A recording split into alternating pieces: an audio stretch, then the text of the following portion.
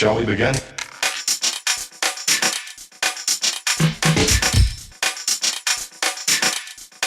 Let's begin now. Oh, Al Diaz, how are you? Good to see you, bro. Good to see you, man. Same here, bro. Wow, let's see, we went to school, A&D, in art and design. Boy, that's got to be like 35 years ago or something. Something like that. That's 30, incredible. That's 30, incredible. yeah, about 35 years. Yeah, that's wonderful. So you've been okay? I've been, up and down. I had my bad years. I had my good Yeah, well, years. that's like all of us. Yeah. You're no different than anybody else. Yeah, it's pretty That's much good, it. yeah. But you know, always been hearing some good things about you, you know, and you know, I always admired your hairstyle and you know, you Same here. bob one, we used to bob, you know, that's great. Yeah. You know, I grew up in Brooklyn also, you know, Right. the other side of the park. This is like Sunset Park. I was from Prospect Park. You know, I was with my boys there. We had the X-Vandals, Whippy Gary, and Dino Nana all lived within blocks of me. Chopper 13 lived across the street. Right. And, yeah, I remember you wrote with Chopper 13. Yeah. So you know, this is the neighborhood. So it's great to see you back here, and you're here. I grew up in the Lower East Side, but Yeah. and I lived there till I was about 15. No kidding. Yeah. So that's a And whole then we different moved to type Brooklyn, of thing. and then I moved back to the Lower East Side. Yeah. So I spent a lot of time down Lower Manhattan, more than in Brooklyn. Yeah, because you were involved in the whole art scene of the Yeah. '70s. You know, Yeah. you knew a lot of the heavy-duty guys. You know, actually. Yeah, That's amazing. we ran in the same circles. Yeah. Because I knew when I was in high school, you used to tell me about Basquiat, and you know, I don't even know much about it. I mean, how did you meet that guy? Well, what happened was I ended up going to after art and design. Yeah. I ended up going to City as a school, and that's where we met. We met through at a friend's house or something, and we just kind of started hanging out together, you know. Yeah. And shared a lot of ideas and worked on stuff. He was never a graffiti artist. I know that. He was I know never that. a graffiti artist. I was the only one that actually, you know, had been a graffiti artist, and together. Yeah. Because that's one of those, you hear mixed stories. But he never had written graffiti, didn't look like a graffiti artist, didn't speak like graffiti, you know. He just had nothing to do with graffiti. I know.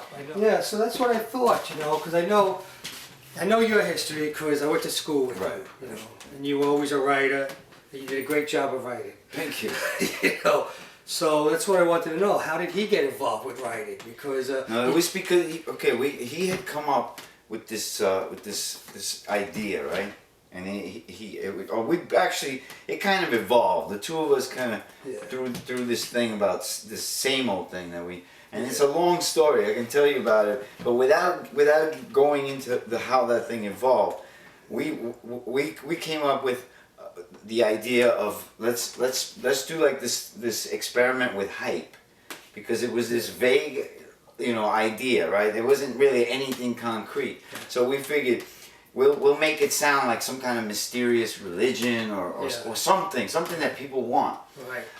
So, you know, we kept developing it and writing stuff like SAMO is coming. Yeah. Or SAMO for you. Yeah. SAMO, and then, you know, then we started elaborating on it. Right.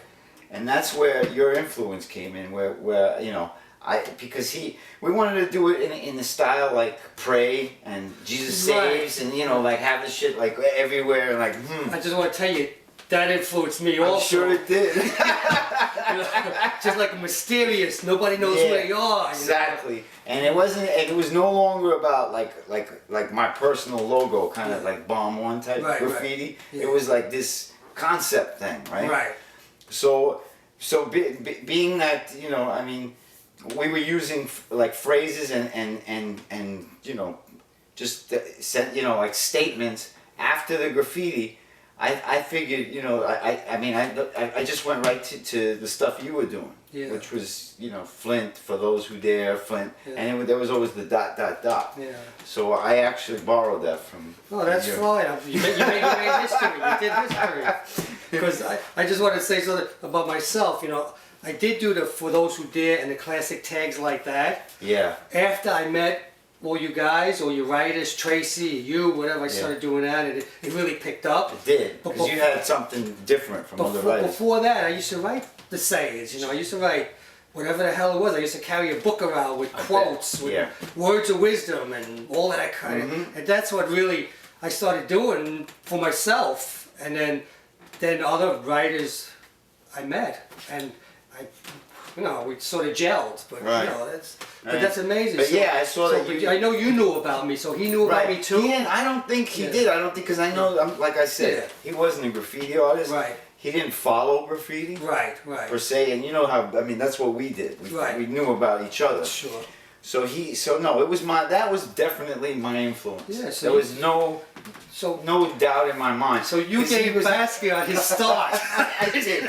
And I in just terms want to of tell you that. in terms of graffiti, Yeah. definitely. But that's how he got known. He got known. He was a great artist, and everybody knows that. He used that as Stepping stone, yeah. well as his springboard. Yeah. Because that we did that together for a while, for about 2 years. Yeah. And then we had our differences, and how we were teenagers, and we fighting over this and that, some dumb shit. And he went his own way, but he kept the same old thing. Yeah. Now, you know that. I just want to tell you, that there's people. They know your writing and his writing, and they know who did what. Yeah. Because I talked to other people, photographers and whatnot, and I took some pictures of you guys' writings. Yeah. And they said, "Oh yeah, Al did this." Or just by what was written too. Yeah. Because he had a certain style of poetry and stuff. Yeah. And I would write certain things. But we would collaborate. It was cool. It was very cool. Very cool. I mean, it's a real shame because you were his buddy. You were really in the beginning there with him. Yeah, well, we did it together. We did. It was our project. They made movies about that guy. I mean, I think somebody played you at some point. Yeah, Benicio del Toro was based on me. Yeah. Because loosely based on my personality, but. Yeah. I mean, yeah. So we and we had no idea. I mean, it was like when we were writing graffiti, we had no idea that we were doing some kind of like subcultural phenomena, creating some kind of thing. Yeah. The last thing in our minds was that this was going to influence anybody, or that this stuff was going to be like, go down in history, or like be, have people in New Zealand writing graffiti, people in Sao Paulo. It didn't like it into your mind. I know. We were just having fun, right? I know. But when we did do the same old thing, what we were trying to do was like let's come up with some hype about something that people might actually believe exists or something. Yeah. And it was successful in a way that we got a lot of attention for it. I don't think that anybody believed that there was some same old thing out there, but we did succeed in terms of hype. Yeah. We learned that if you do something and you put something and you make people think about, like, without saying much about it, keeping it vague and ambiguous. I like that. People will take interest in it. That's what happened to me too. I had pretty much the same idea when I was like 9 years old, 10 years old. Yeah. Flint. This people did not know what it was, what to make of it. They had no clue. That's thing. And then I was out of graffiti for 20 years, so I wasn't even promoting myself. It was like, who the hell? If you weren't there at the time seeing it. Right. Now I have run into people that saw it, and when they meet me, it's like really a lot of shit. They're very excited. They tell me, "Oh, you took the whole generation, the 60s, the 70s, you took it and you regurgitated it out." And I had one guy do a rap about me and stuff. It's like, it's incredible. So this thing lives on. Yeah. It gives meaning to our lives, actually. It does. We had no idea because we're kids. We don't even know about jails or getting arrested. We just, later we learned. But when we started, we just did what we did, But that's incredible. But there's like a very for real parallel there on what you had done, and it had influenced me, obviously, and it seemed like the perfect vehicle for what me and Basquiat were doing. Yeah. And but he didn't, like I said, he didn't know about culture, graffiti. Yeah. So it was like, So that's great. But he ran with it. I'm so glad you met him and you influenced him, because otherwise it actually helps me. I believe in myself more because each of us are living our lives and doing whatever the hell we're doing. Right. But graffiti, we all know this. The whole world knows this, and everybody believes it. And